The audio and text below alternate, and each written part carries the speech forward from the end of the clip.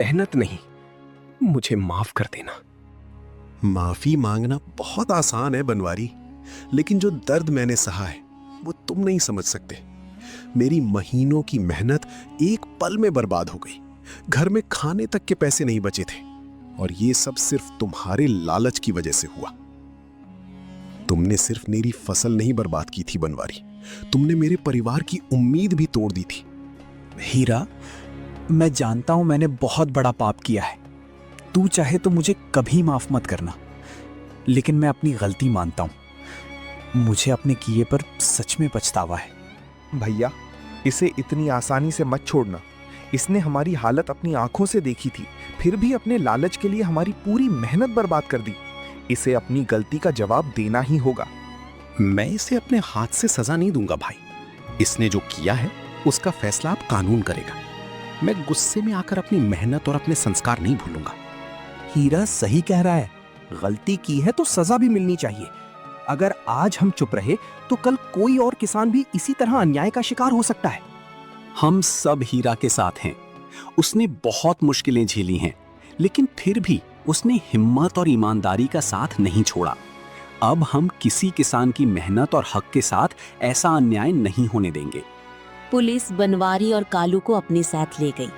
कुछ महीनों बाद हीरा का छोटा ठेला एक पक्की दुकान में बदल गया और उसने दोबारा प्याज की खेती भी शुरू कर दी। जिस बारिश ने कभी उसकी फसल छीन ली थी, उसी सावन में बने प्याज के पकौड़े उसकी नई पहचान बन गए। हीरा ने साबित कर दिया कि मुश्किलें इंसान से उसका सब कुछ छीन सकती हैं, लेकिन जब तक उसकी हिम्मत और ईमानदारी जिंदा है, उसे दोबारा खड़ा होने से कोई नहीं रोक सकता। अगर आपको हमारी ऐसी ही दिल को छू लेने वाली हिंदी नैतिक कहानियां पसंद आती हैं, तो हमारे channel Hindi moral story land को जरूर सब्सक्राइब करें। ऐसी ही नई कहानियों के लिए हमारे साथ जुड़े रहें। सावन की लगातार बारिश से बरुआपुर की गलियां पानी और कीचड़ से भर गई थीं। इसी गांव में हीरा अपनी मां जमुना देवी, पत्नी फूलमती और बेटे मुन्ना के साथ रहता था। उसकी 4 बीघा प्याज की फसल इस बार बहुत अच्छी हुई थी और उसी फसल से पूरे परिवार की उम्मीदें जुड़ी थीं। हीरा बेटा, इस बार खेत देखकर मन खुश हो जाता है।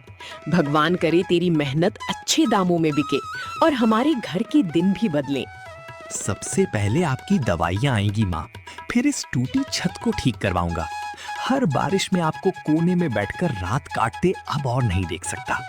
पहले गरम रोटी खा लीजिए किसान साहब, फसल अभी बिकी भी नहीं और आपने सारे पैसे खर्च भी कर दिए। अरे खर्च कहाँ किए हैं, हिसाब लगा रहा हूँ। तुम्हारे लिए भी इस बार एक नई साड़ी आएगी। हर बार सिर्फ घर के बारे में सोचती रहती हो। मुझे नई साड़ी नहीं चाहिए, बस आपकी मेहनत का सही दाम मिल जाए और घर में फिर कभी पैसों की चिंता ना हो, मेरे लिए वही बहुत है। बाबूजी, मेरी नई किताबें भी आएंगी ना? मास्टर जी ने कहा है अगले महीने नई किताबें लेनी है। किताबें सबसे पहले आएंगी मेरे राजा। मैं खेत में मेहनत ही इसलिए करता हूँ कि तुझे कभी अपनी पढ़ाई बीच में न छोड़नी पड़े। परिवार के साथ खाना खाकर हीरा खेत की तरफ निकल पड़ा। बारिश हल्की हो चुकी थी। खेत में लहलहाती प्याज देखकर उसके चेहरे पर मुस्कान आ गई। तभी हरखू काका और रामदीन भी वहां पहुंच गए। अरे वाह हीरा, ऐसी प्याज तो पूरे बरुआपुर में किसी की नहीं हुई। इस बार मंडी में अच्छे पैसे मिलने वाले हैं। बस काका, इस बार बनवारी साहू को औने पौने दाम में नहीं दूंगा, खुद शहर की मंडी ले जाऊंगा। मेहनत मेरी है तो सही दाम भी मुझे ही मिलना चाहिए। बिल्कुल सही कह रहा है। हर साल बनवारी हमारी मजबूरी का फायदा उठाता है। अगर तू मंडी जाकर सही दाम ले आया तो अगले साल हम भी अपनी फसल खुद बेचेंगे। तो फिर इस बार शुरुआत मुझसे होने दो। किसान मेहनत करना जानता है तो अपनी मेहनत का सही दाम मांगना भी सीख सकता है। हीरा को नहीं मालूम था कि उसकी यही बात बनवारी साहू तक पहुंच चुकी थी। पूरे इलाके में प्याज खरीदने वाला बनवारी नहीं चाहता था कि कोई किसान उसके खिलाफ खड़ा हो। उसने उसी शाम कालू और झम्मन को अपनी हवेली पर बुला लिया। सुना है हीरा अपनी प्याज सीधे शहर ले जाने वाला है। आज वो गया तो कल पूरा गांव जाएगा। फिर मेरी बात कौन मानेगा? तो क्या करे मालिक? उससे बात करके देख ले, शायद कुछ पैसे बढ़ाकर मान जाए। पैसे बढ़ाऊंगा तो बाकी किसान भी सिर पर चढ़ जाएंगे। उसे ऐसा नुकसान होना चाहिए कि दोबारा मंडी जाने का नाम तक ना ले। लेकिन मालिक, उसकी पूरी फसल तैयार खड़ी है, अब हम कर भी क्या सकते हैं?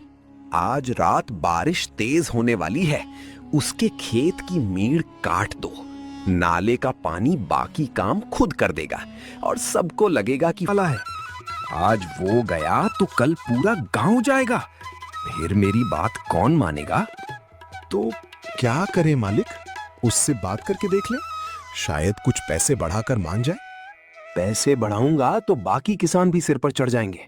उसे ऐसा नुकसान होना चाहिए कि दोबारा मंडी जाने का नाम तक ना ले। लेकिन मालिक, उसकी पूरी फसल तैयार खड़ी है, अब हम कर भी क्या सकते हैं? आज रात बारिश तेज होने वाली है, उसके खेत की मीड़ काट दो। नाले का पानी बाकी काम खुद कर देगा और सबको लगेगा कि फसल बारिश में बर्बाद हुई है।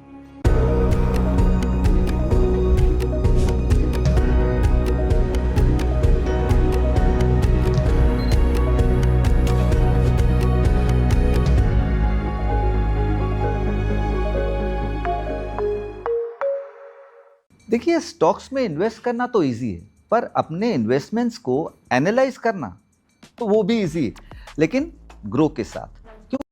पानी बाकी काम खुद कर देगा और सबको लगेगा कि फसल बारिश में बर्बाद हुई है।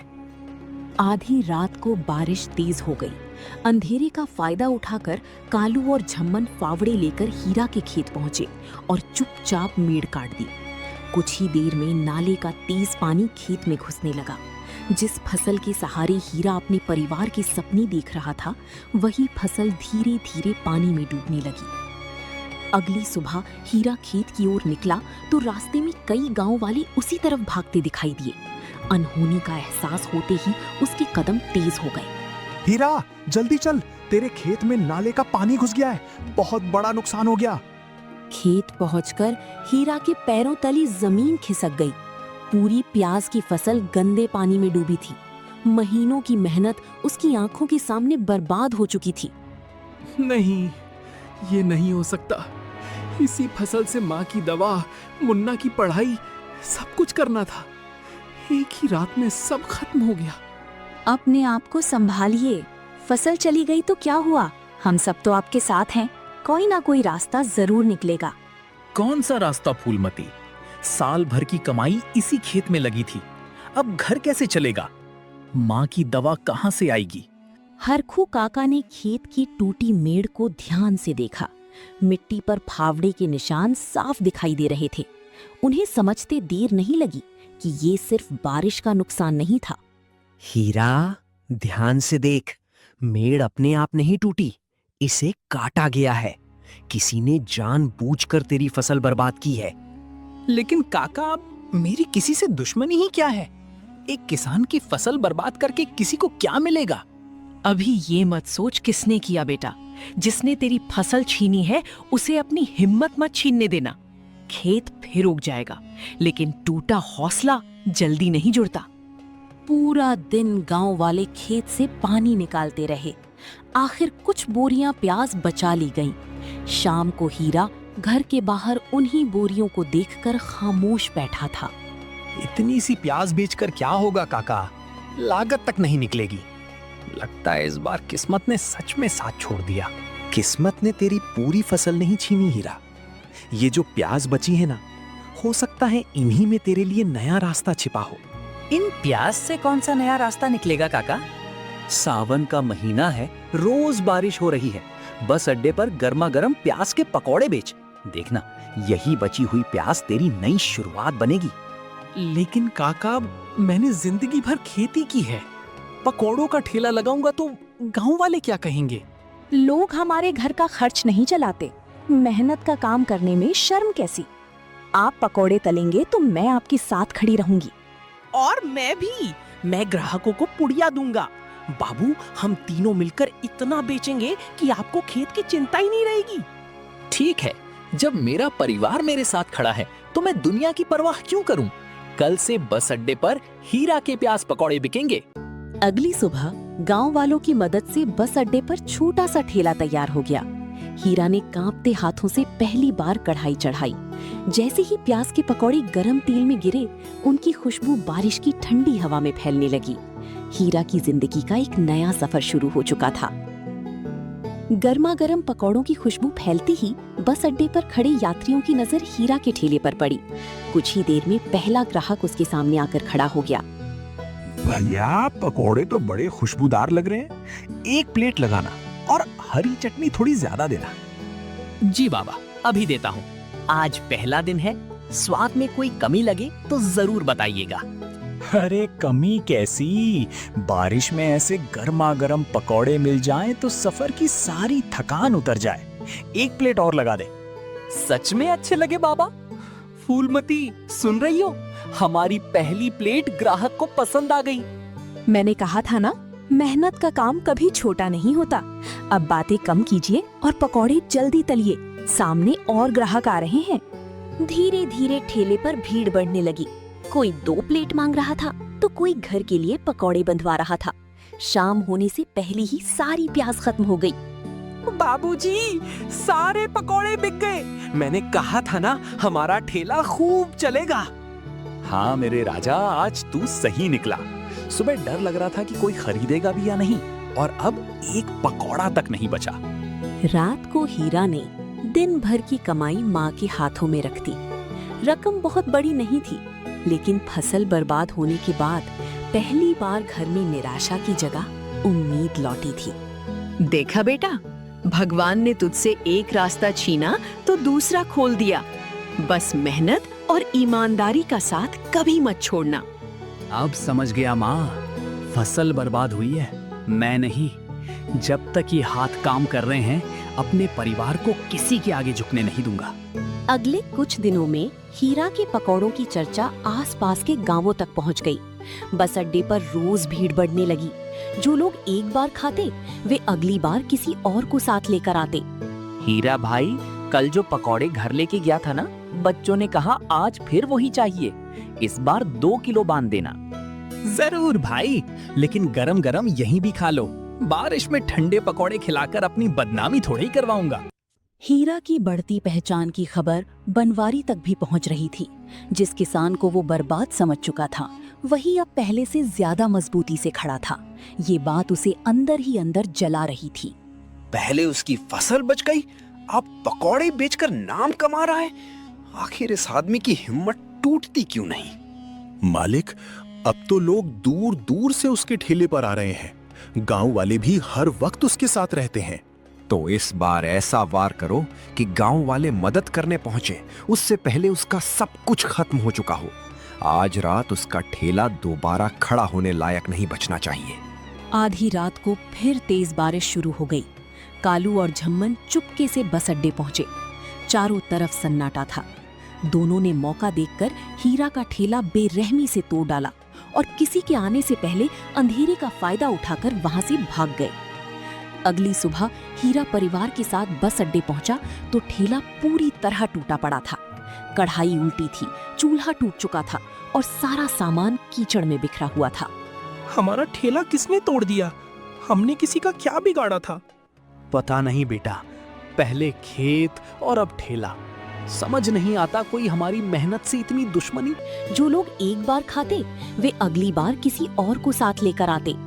हीरा भाई, कल जो पकौड़े घर लेके गया था ना, बच्चों ने कहा आज फिर वही चाहिए। इस बार 2 किलो बांध देना। जरूर भाई, लेकिन गरम गरम यहीं भी खा लो। बारिश में ठंडे पकौड़े खिलाकर अपनी बदनामी थोड़ी ही करवाऊंगा। हीरा की बढ़ती पहचान की खबर बनवारी तक भी पहुंच रही थी।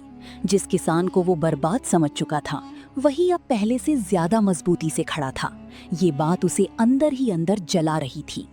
पहले उसकी फसल बच गई, अब पकौड़े बेचकर नाम कमा रहा है। आखिर इस आदमी की हिम्मत टूटती क्यों नहीं? मालिक, अब तो लोग दूर दूर से उसके ठेले पर आ रहे हैं। गांव वाले भी हर वक्त उसके साथ रहते हैं। तो इस बार ऐसा वार करो कि गांव वाले मदद करने पहुंचे, उससे पहले उसका सब कुछ खत्म हो चुका हो। आज रात उसका ठेला दोबारा खड़ा होने लायक नहीं बचना चाहिए। आधी रात को फिर तेज बारिश शुरू हो गई। कालू और झम्मन चुपके से बस अड्डे पहुंचे। चारों तरफ सन्नाटा था। दोनों ने मौका देखकर हीरा का ठेला बेरहमी से तोड़ डाला और किसी के आने से पहले अंधेरे का फायदा उठाकर वहां से भाग गए। अगली सुबह हीरा परिवार के साथ बस अड्डे पहुंचा तो ठेला पूरी तरह टूटा पड़ा था। कढ़ाई उल्टी थी, चूल्हा टूट चुका था और सारा सामान कीचड़ में बिखरा हुआ था। हमारा ठेला किसने तोड़ दिया? हमने किसी का क्या बिगाड़ा था? पता नहीं बेटा, पहले खेत और अब ठेला। समझ नहीं आता कोई हमारी मेहनत से इतनी दुश्मनी क्यों कर रहा है। रोज मेहनत करो और अपने पैरों पर खड़े होकर दिखाओ। इंस्टॉल नाउ पे क्लिक करो और अभी सीखो ऐप डाउनलोड करो।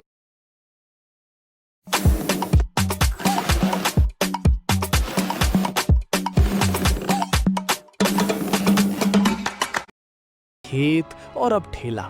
समझ नहीं आता कोई हमारी मेहनत से इतनी दुश्मनी क्यों कर रहा है। जिसने भी किया है वो यही चाहता है कि आप टूट जाएं। अगर आज हार मान ली तो उसकी चाल सफल हो जाएगी। लेकिन फूलमती, अब नया ठेला बनाने के पैसे कहाँ हैं? जो थोड़ा कमाया था उसी से घर चल रहा है। पैसे तेरे पास नहीं है तो क्या हुआ? पूरा बरुआपुर तेरे साथ है। तू बस हिम्मत रख, ठेला हम खड़ा करेंगे। खबर फैलते ही गांव वाले बस अड्डे पहुंचने लगे। कोई लकड़ी लाया, कोई लोहे का पहिया, तो किसी ने नई कढ़ाई दे दी। कुछ ही घंटों में टूटे ठेले की जगह पहले से मजबूत नया ठेला खड़ा हो गया। ले हीरा, अब इसे तोड़ने वाला भी 10 बार सोचेगा। और सुन, आज पकौड़े बंद नहीं होंगे, पूरा गांव पहला ग्राहक बनेगा। मैं अकेला होता तो शायद कब का हार चुका होता। आप लोगों ने हर बार मुझे गिरने से पहले संभाल लिया। ये ठेला अब सिर्फ मेरा नहीं, पूरे बरुआपुर का है। उसी शाम चूल्हा फिर जल उठा। पहले से भी ज्यादा लोग पकौड़े खाने पहुंचे। हीरा के चेहरे पर मुस्कान लौट आई, जबकि दूर खड़ा कालू ये सब देखकर चुपचाप बनवारी के पास लौट गया। मालिक, एक बुरी खबर है। हीरा का ठेला फिर से पहले जैसा तैयार हो गया है। गांव वालों ने मिलकर उसका पूरा ठेला खड़ा कर दिया। क्या कहा? फिर से खड़ा कर दिया? मैंने उसका सब कुछ बर्बाद कर दिया था, फिर भी वो दोबारा खड़ा हो गया। जी मालिक, और इस बार तो गांव वाले पहले से भी ज्यादा उसके साथ खड़े हैं। सब कह रहे थे कि हीरा बहुत मेहनती और ईमानदार आदमी है। 2 बार सब कुछ बर्बाद किया और दोनों बार गांव वालों ने उसे फिर खड़ा कर दिया। आखिर ऐसा क्या है उस हीरा में? मालिक, बात हीरा की नहीं है। लोग उस पर भरोसा करते हैं। जब तक गांव उसके साथ है, उसे गिराना आसान नहीं होगा। तो अब ठेला नहीं तोड़ेंगे, उसका भरोसा तोड़ेंगे। ऐसा कुछ होगा कि यही गांव वाले उससे नफरत करने लगेंगे। जी मालिक, अब अगर आप कुछ करना चाहते हैं तो ऐसा करना होगा कि गांव वालों का भरोसा हीरा से उठ जाए। तो अब ठेला नहीं तोड़ेंगे, उसका भरोसा तोड़ेंगे। ऐसा कुछ करेंगे कि जिस गांव ने आज उसका साथ दिया है, वही गांव कल उसके खिलाफ खड़ा हो जाए। लेकिन मालिक, ऐसा क्या करेंगे कि गांव वाले हीरा से नफरत करने लगें? वही तो सोचना है कालू। ऐसा काम करेंगे जिसका इल्जाम सीधे हीरा पर आए। मालिक, अगर गांव वालों को सच्चाई पता चल गई तो? सच्चाई वही होती है कालू, जिस पर लोग विश्वास कर लें। इस बार हीरा को बचाने वाला उसका ठेला नहीं, उसका भरोसा होगा, और हम वही भरोसा खत्म करेंगे। बनवारी की बात सुनकर कालू भी समझ गया कि इस बार उसके मालिक की चाल पहले से कहीं ज्यादा खतरनाक थी। अब निशाना हीरा का ठेला नहीं, बल्कि गांव वालों का उसके प्रति भरोसा था। कुछ दिनों बाद बरुआपुर में सावन मेले की घोषणा हुई। हीरा के पकौड़ों की बढ़ती लोकप्रियता देखकर आयोजन समिति ने मेले में पकौड़े बनाने की जिम्मेदारी उसी को देने का फैसला किया। हीरा, इस बार मेले में पकौड़ों का मुख्य स्टॉल तुम्हारा होगा। पूरे गांव ने तुम्हारा नाम सुझाया है। मेरा? आपने मुझ पर इतना बड़ा भरोसा किया है। मैं वादा करता हूँ किसी को शिकायत का मौका नहीं दूंगा। देखा, जिस ठेले को लगाने में आपको शर्म आ रही थी, आज उसी ठेले की वजह से पूरा गांव आपको सम्मान दे रहा है। सच कहती हो। पहले लगता था किसान का खेत चला गया तो सब चला गया। अब समझ आया, मेहनत करने वाले के लिए रास्ते कभी खत्म नहीं होते।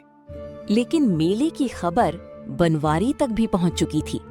उसने समझ लिया कि यही मौका हीरा की इज्जत मिट्टी में मिलाने के लिए सबसे बड़ा हथियार बन सकता है। उसने तुरंत कालू को अपने पास बुलाया। मेले वाले दिन उसके बेसन में ऐसा केमिकल मिला देना कि पकौड़े खाने वाले बीमार पड़ जाएं। फिर देखना, जो गांव आज उसे सिर पर बैठा रहा है वही कल उसका ठेला बंद करवाएगा। सावन मेले वाले दिन बरुआपुर में सुबह से ही रौनक थी। हीरा, फूलमती और मुन्ना अपने स्टॉल पर पकौड़ों की तैयारी में जुटे थे। लंबे समय बाद हीरा के चेहरे पर सुकून और आत्मविश्वास दोनों दिखाई दे रहे थे। पापा, आज तो बहुत भीड़ है, इतने सारे पकोड़े हम कैसे बनाएंगे? तू बस पुड़िया संभाल मेरे राजा, पकोड़ों की चिंता अपने पापा पर छोड़ दे। आज किसी को हमारे स्टॉल से भूखा नहीं जाने देंगे। दोपहर होते होते स्टॉल पर ग्राहकों की भीड़ लग गई। उसी समय शहर से हीरा का छोटा भाई छोटे लाल भी मेले में पहुंच गया। भाई को अचानक सामने देखकर हीरा खुशी से खिल उठा। अरे छोटे लाल, तूने तो कहा था अगले हफ्ते छुट्टी मिलेगी, अचानक कैसे आ गया? सोचा आपको बताए बिना आकर चौंका दूं। लेकिन भैया ये क्या, पूरे मेले में आपके पकौड़ों की चर्चा हो रही है। लगता है अब मुझे ही आपसे काम मांगना पड़ेगा। पगले, तूने शहर जाकर जो मुकाम बनाया है ना, वही मेरे लिए गर्व की बात है। चल पहले माँ से मिल, तुझे देखकर बहुत खुश होंगी। इसी भीड़ में कालू चुपके से स्टॉल के पीछे पहुंच गया। उसने जेब से केमिकल की छोटी शीशी निकाली और बेसन के भगोने की तरफ हाथ बढ़ाया। तभी उसकी नजर सामने खड़े छोटे लाल पर पड़ गई और उसने तुरंत शीशी वापस छिपा ली। हे कालू, वहां पीछे क्या कर रहे हो? और अभी जेब में क्या छिपाया है? कुछ भी तो नहीं, बस इधर से निकल रहा था। तुम्हें हर आदमी चोर दिखाई देता है क्या? कालू जल्दी से वहां से चला गया, लेकिन छोटे लाल को जमीन पर शीशी का छोटा ढक्कन दिखाई दिया। उसने उसे उठा लिया। कालू की घबराहट देखकर उसका शक और गहरा हो गया। कुछ तो गड़बड़ है। बिना सबूत भैया को बताऊंगा तो वो परेशान हो जाएंगे। पहले पता लगाना होगा कि कालू यहाँ करने क्या आया था। पहले पुलिस को फोन कर देता हूँ। अगर सच में कोई गड़बड़ है तो पुलिस ही सही तरीके से पता लगा पाएगी। छोटे लाल ने तुरंत अपना फोन निकाला और पुलिस को कॉल कर दिया। उसने मेले में हुई संदिग्ध घटना के बारे में पुलिस को पूरी जानकारी दी और जल्द से जल्द मेले में आने के लिए कहा। कुछ ही देर बाद इंस्पेक्टर रवि सिंह अपने सिपाहियों के साथ मेले में पहुंच गए। छोटे लाल तुरंत उनके पास गया और कालू की सारी संदिग्ध हरकतों के बारे में उन्हें बताया। इंस्पेक्टर साहब, मुझे कालू की हरकतें शुरू से ही संदिग्ध लग रही थी। आज मैंने उसे स्टॉल के पीछे जाते हुए भी देखा है। मुझे लगता है कि दाल में कुछ काला है। ठीक है छोटे लाल, तुमने सही किया जो हमें तुरंत बुलाया। चलो यहाँ के रिकॉर्डिंग रूम में चलते हैं। वहीं कैमरों की रिकॉर्डिंग देखकर पता लगाते हैं कि आखिर मामला क्या है और कालू ने क्या किया है। छोटे लाल इंस्पेक्टर रवि सिंह को लेकर मेले के रिकॉर्डिंग रूम में पहुंचा। दोनों ने मिलकर सीसीटीवी कैमरों की रिकॉर्डिंग देखनी शुरू की। कुछ देर बाद उन्हें रिकॉर्डिंग में कालू की संदिग्ध हरकत साफ दिखाई दी। देखिए इंस्पेक्टर साहब, कालू बार बार स्टॉल के पीछे जा रहा है।